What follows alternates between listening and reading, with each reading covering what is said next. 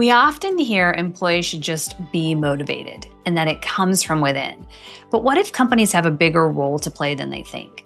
I'm Kim Bohr, host of Courage to Advance, and today's guest is Daniela Tancau. She's joining us from Romania, where she founded Improve Work, serving small businesses across the US and Western Europe. With over 18 years of HR experience, she's developed a framework that goes beyond generic engagement surveys, using structured one-on-one interviews to uncover what truly motivates each individual employee. We have a lot to cover, so let's dive in.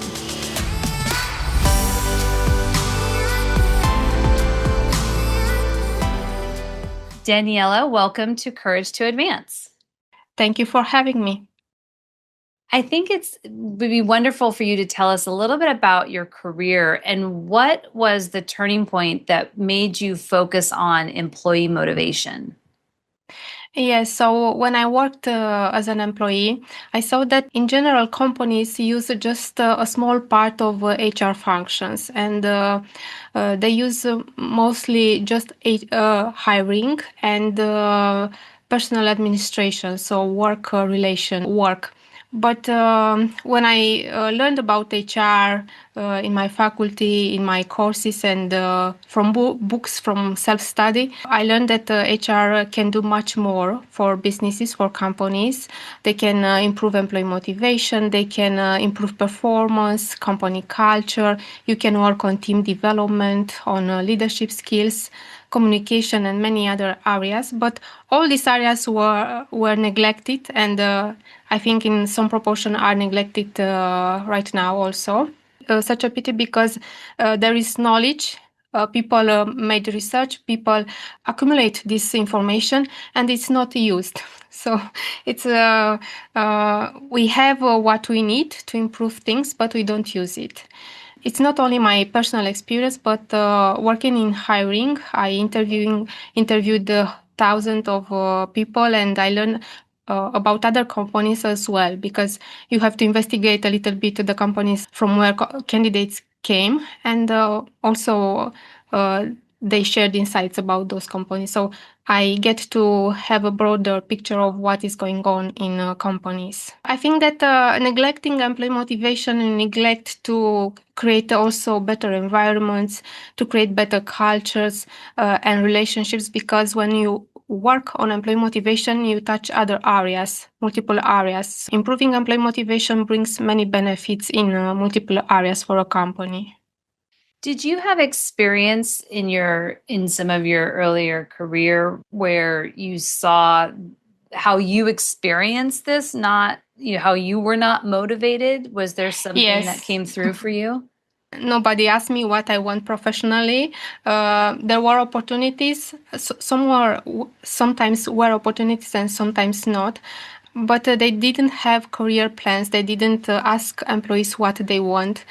They just interview people to figure out if they can complete the job task. And they provide training when they need something for employees to do, but not necessarily giving those trainings or opportunities considering what the employee wants, following just the company's needs. And I think that is not a correct way to proceed, because you diminish employee motivation not investigating these things and using this kind of information when you take decisions regarding employees. I think that's really important, and especially from your own experience of realizing there's a big gap here. You've said there's a difference between personal motivation and employee motivation. Talk a little bit about that, and why is it important for companies to understand this difference and what can go wrong if they mix them up? Yes, it's a big difference, because when we are talking about personal motivation, we are talking about personal goals, what we want for ourselves. And when we talk about employee motivation, we are talking about company's goals, what the company wants from its employees. So it's different directions. The question is what the company can do for that person to follow the goals that the company sets for that person. What can offer to that person. And it's true that we also have personal professional goals. So we have in our personal goals, we have a lot of areas to set goals, and this is an important area, the work area, our career. And these are the goals that top management companies should investigate: the personal professional goals of a person, what that person wants from a job, and what are that person expectations. And when you find these personal goals, you can provide more opportunities, and and you can decide if your company can meet those expectations. And if there are big gaps, maybe it's better not to hire that person, not to keep that person, because you just have an unmotivated and disengaged employee. So the key that the work that you're really trying to do and what you're solving for is helping organizations see those connecting points of the personal and company, like where can we find common ground Yes. and common place that helps both parties feel their needs are being met. Yes, because if the employee's expectations can be met, that employee will not be satisfied with his or her job and the efforts of a person who is motivated, who is engaged. Mm-hmm. There are different results, and it's true that not always motivation results in affects performance, but there is a high percentage of cases in which it does, because you can give a small effort and record the high results when you are overqualified, for example. So you don't have to work too hard to get results, but that disengagement reflects in that person attitudes, in environment where he or she works. So, and most probably that person will not stay for long in the company because that person is not satisfied with the job. That makes a lot of sense. So you tend to focus on perhaps smaller organizations who are really trying to build themselves up. And you talk a little bit about the course that you've created and some of the key aspects that you've built into it. So the course is focused on seven factors that impact employee motivation. And for example, one of these is the tasks and responsibilities that a person has. And this is an important area that affects motivation, because if you are doing things that you don't like or that are not in accordance with what you prefer for your career, for your professional life, you will not be motivated by that job.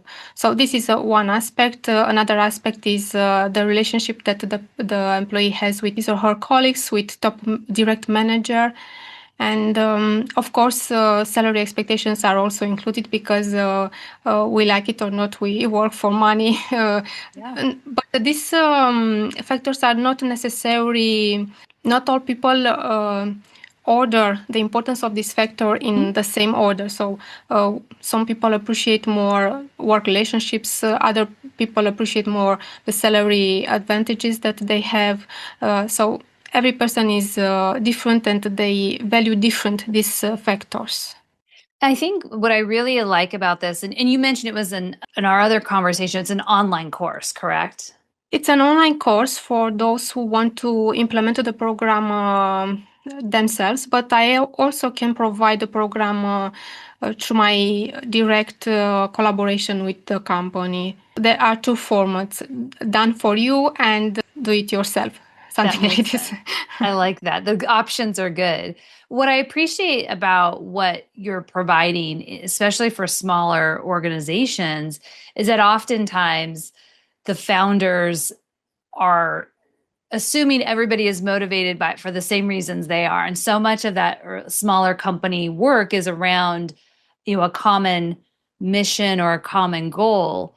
But ultimately, that doesn't mean everybody's truly motivated for the same reasons. And I think that's a really important factor for companies to understand and founders and smaller leadership teams to understand how important that is to figure it out early on before they, Yes. especially if they're trying to really grow, because they're going to be motivating the wrong behaviors and having risk of turnover and dissatisfied employees.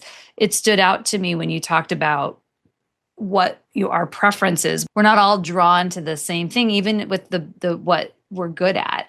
And so if we Yes. assume somebody's good at something, or they interview well, but they really don't enjoy doing that task, it could be a problem, especially if they have to do a high volume of it. And that's Of where I think course. a lot of disconnect can happen in organizations. Yes, and I think that some companies focused on mission and value. Yes, you can attract and people can like those values and mission, but ultimately we are thinking about ourselves, our personal goals, what we achieve, or if we are satisfied with what we are doing. So You advocate for a structured interview approach. Is that correct? yes, this is the methodology. This is the way in which companies gather information from employees through structured interviews, and this is because you have the chance to have one-to-one discussions with each employee and find out what are their motivational drivers, what they like and what they don't like at their jobs, how they perceive different aspects of their jobs and of the company, and what are their expectations. You can ask clarifying questions. You can see how they react to different questions, what matters most for them, because they can become emotionally Mm-hmm. at, on some aspects. So you can gather a lot of information. I recommend that these interviews to be held by top management, ideally by CEO, because they have most information about the company's short and long-term plans. They know what the company resources are, how they can use these resources, and what opportunities they can provide for their employees. And I think that it's satisfying and it's a pleasure for every employee to see that their CEO is giving their time and attention to find out what they want. So Yes, this in itself a very good thing that will impact their motivation, because they see that their CEO gives time to them and is interested in what they want, because this is the first step. You have to show care before you ask for the employees to care about your company and about your goals. So it's a that's two-way really important. street. I totally agree. That's a really important point.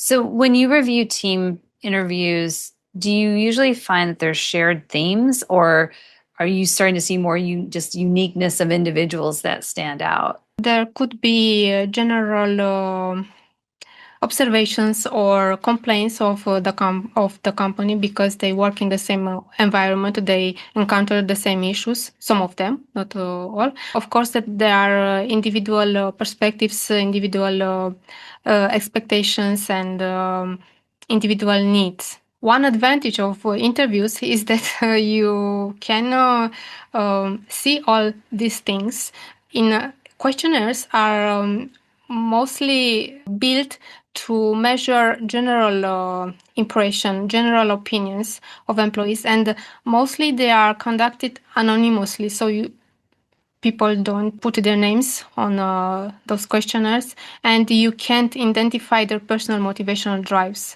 So you can't take measures to impact a specific person, a motivational level. They are helpful. These questionnaires are helpful, but they are not so impactful as interviews. That makes a lot of sense. Do you have an example of a company that made a small change, but it had a big impact on motivation? I was thinking about work relationships, because this is one aspect of that impact employee motivation. And in one case, it was an employee whose behavior and attitudes impact the whole team atmosphere. So correcting, discussing with this employee and change that person behavior was a benefit for the whole team. But sometimes direct managers don't observe or don't have the initiative, or maybe they don't think that it's their role to take these kinds of initiative and correct these kinds of issues. These interviews can certainly have employees more aware of what they want, and maybe sometimes companies can't deliver on those wants. Mhm. How do you help companies handle that challenge when it emerges? Yes, so employees usually become more aware through this discussion about how they perceive and what they think, how they feel in their roles. Maybe they are thinking at this, of course, but not necessarily in a structure or disorganized way or in a formal way. It's not that they expect that all their expectations to be met, but if they see that the companies struggle or make efforts to meet even just a few of them, their engagement improve because they see that the company does care about them. And it's like in any personal relationship. If we are in a relationship with a person and we see that that person doesn't care about what we want, about our interest, we detach, we disengage. But if we see that that person is genuinely interested about what we want, of course that we want to be good to engage in that relationship. It's the same thing. Right. So I totally agree. And so your program includes a follow up to see what has changed after implementing these motivation plans. What differences do you usually notice in employees and leaders after that follow up step? Of course, that their engagement improves, and as I said before, they care more about how they do their work, what the results they obtain for the company, and seeing that this two-way street, this that the company cares about them too. They Mhm. are more open and more engaged in their work. Feels like they become more aligned too. They're on the same Yes. page around feeling seen and heard in their aspect of each of their interests. It's a win-win situation, even if it's not possible in real life to be an equal situation. But if the two parts strive to make it better and to make the other parts to feel better in that relationship, I think it's sometimes it's enough to keep that relationship and improve it. That makes sense too. So, if you could tell every business leader one thing they misunderstood about employee motivation, what would it be? I think that that thing that I said at the beginning, that employee motivation, it's an aspect that depends on them and not on the employee, because I saw many figures, people who are known on the internet that say that it's up to them if they are motivated or not. No, it's up to you what you offer to them to for them to be motivated, and this starts from the hiring point, Mhm. from hiring people who are suitable for your company. You have to investigate deeper in that phase if that person expectations can be met in your company. If there is a big gap, it's better not to proceed further and choose a person that is good for your company and that could be satisfied in your company. Mhm. And I saw many cases in which, yes, you meet candidates that are very pleasant, who have experience, who can do the job, who have very good attitudes, but who will not be satisfied in their positions. And you know it, but you follow your goal. I have a good person. No, Right.